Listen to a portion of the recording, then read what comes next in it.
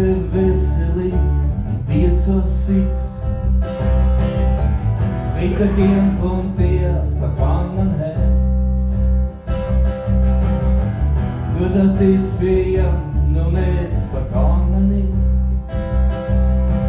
weil er träumt von einer neuen Zeit. Jo, ich sag's euch, sagt der oide Wessely, damals unterm Hitler war es schon gut. Heut, wenn der noch lebt, gibt es sowas nicht. Mit der ganzen Terroristenbrut. Seine Freunde, die rufen Bravo Wessely und bestellen eine neue Runde Bier. Und die Blade Wirtin setzt sie auch dazu. Und sie hat sie auf die fetten Knie. Weil der Wessely grad Judenwitz erzählt. Und weil das so furchtbar lustig ist, sagt die Blade Wirtin mit ganz fechter Hand: Gratuliere, Herr Wessely.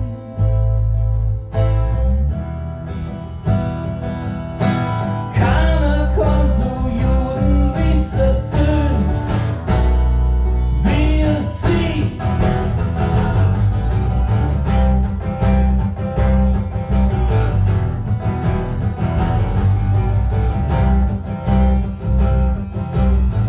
Draußen auf der Straße geht ein Vogelzug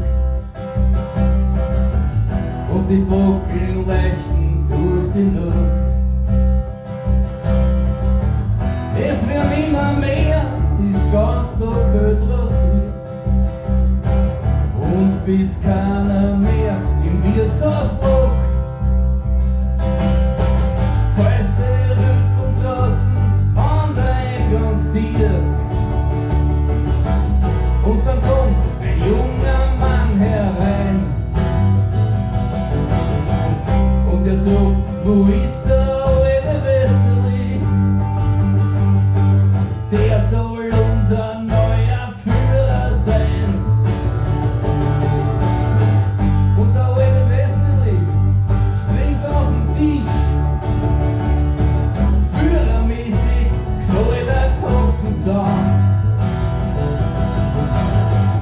Und die Blade Wirtin sagt: Ich hab's gewusst. Gratuliere, gratuliere, Herr Wessely.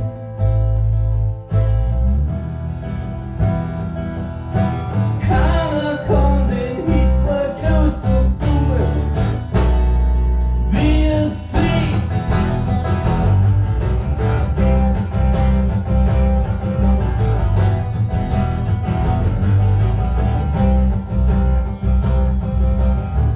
Plötzlich wach ich auf und lieg daheim im Bett. Doch es ist ja jetzt zum Aufstehzeit. Draußen auf der Gasse steht ein Sofa und ich hör, wie der Heil Hitler schreit: Aufsteh, anziehen oder geh in die Goschen. Das ist alles, was ich machen will. Aber wenn es nichts ändert,